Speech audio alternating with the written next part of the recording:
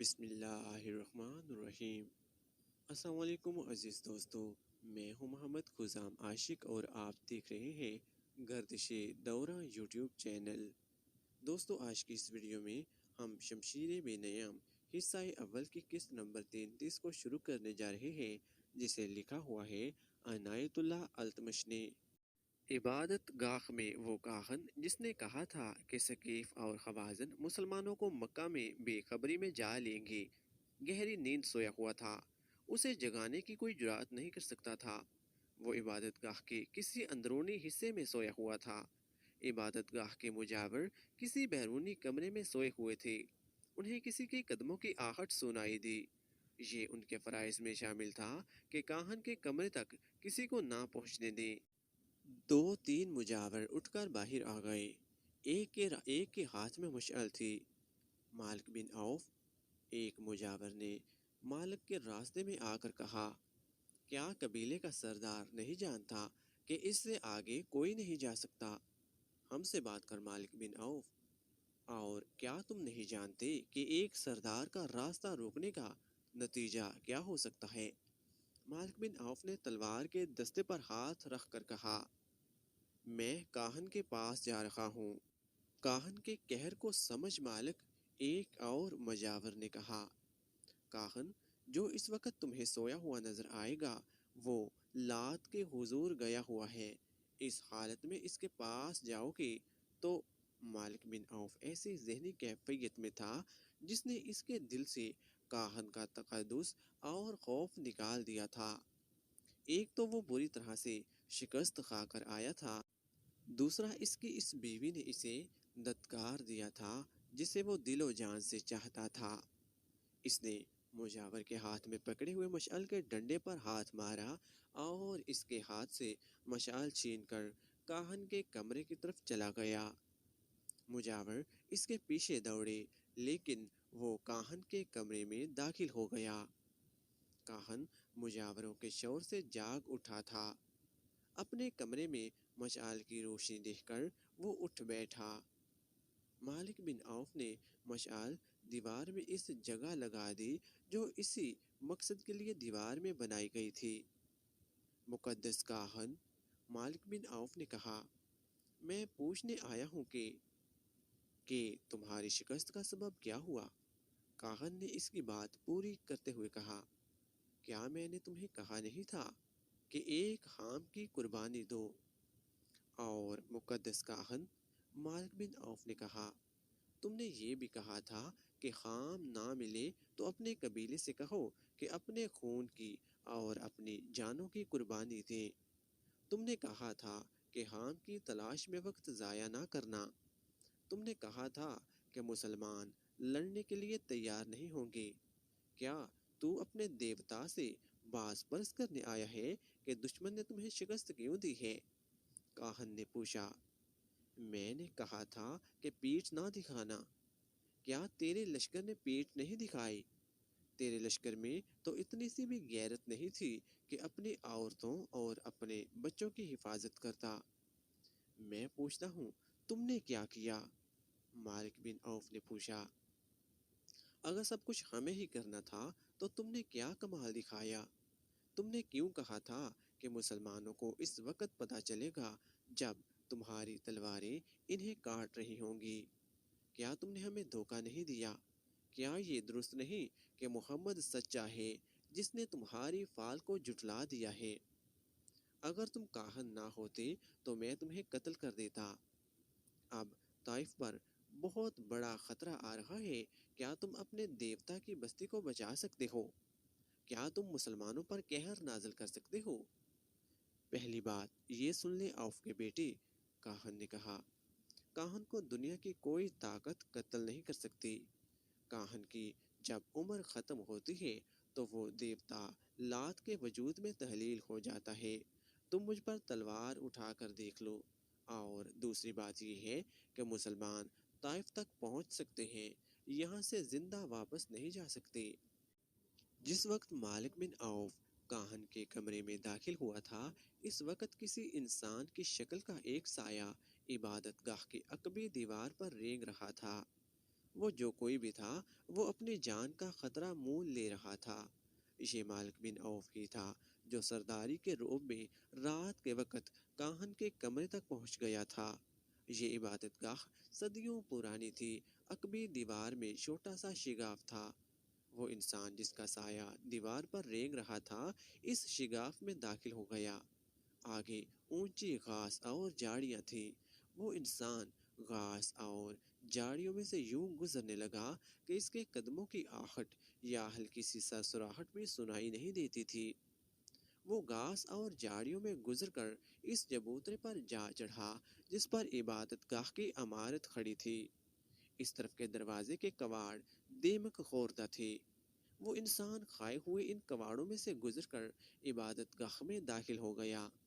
آگے تاریک غلام گردش تھی۔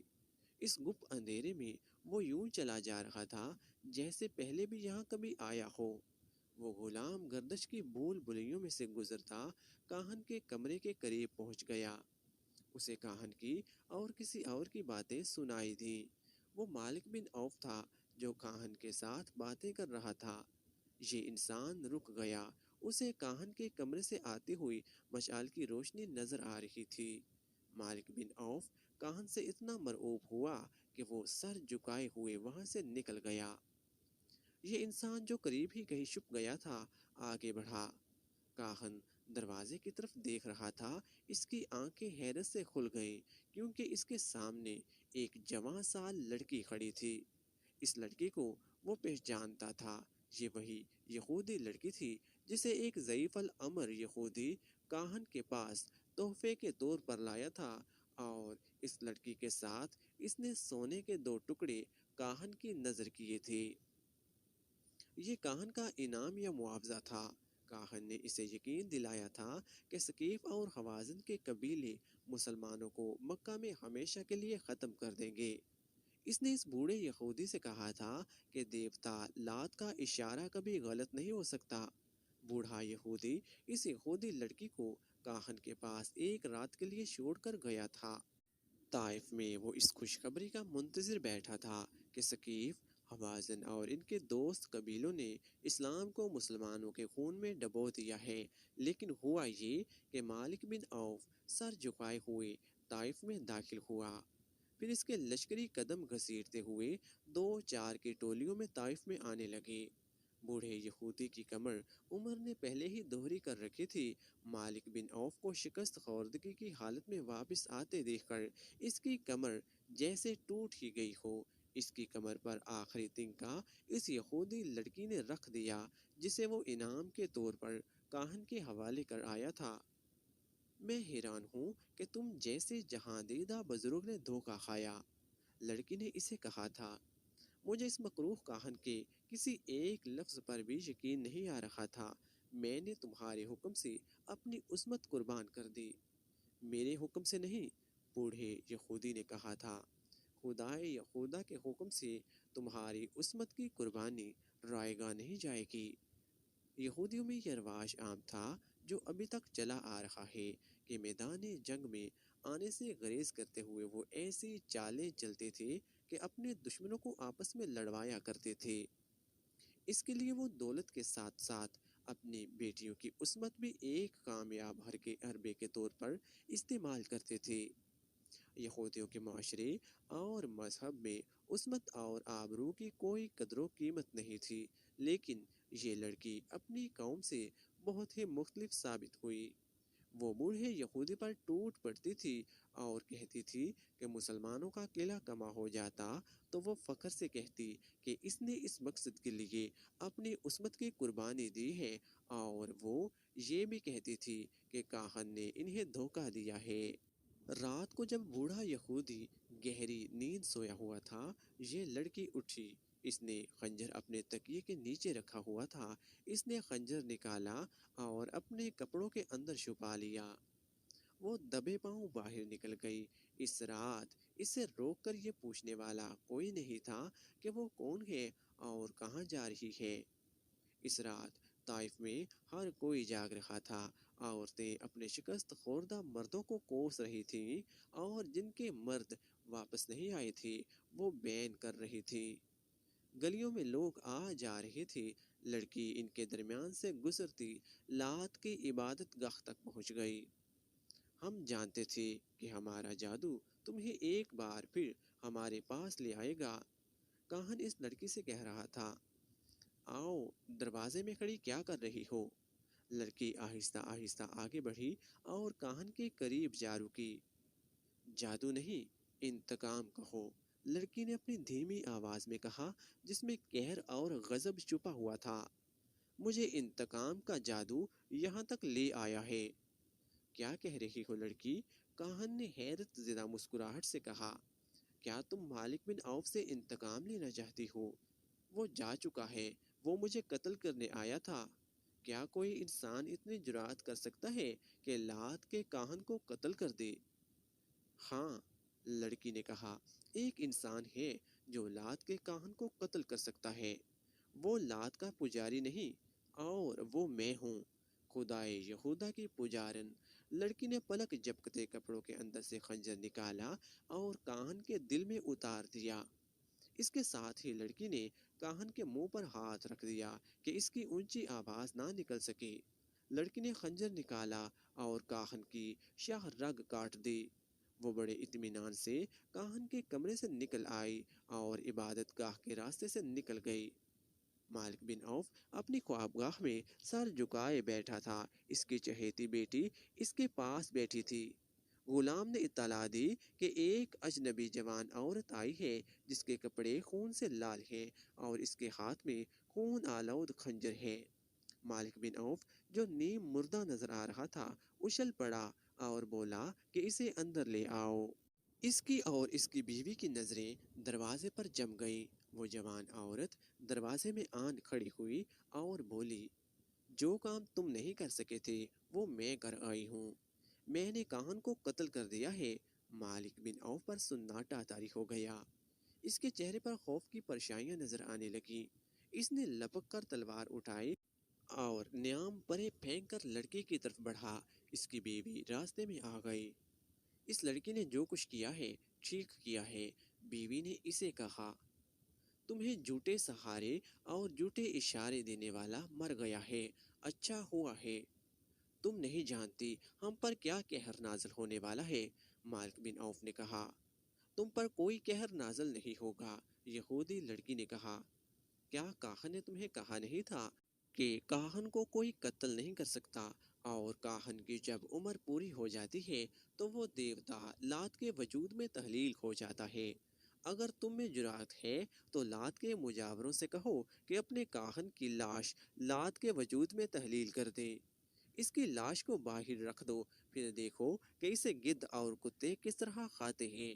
مالک بن عوف کی بیوی نے مالک کے ہاتھ سے تلوار لے لی اور پلنگ پر پھینک دی۔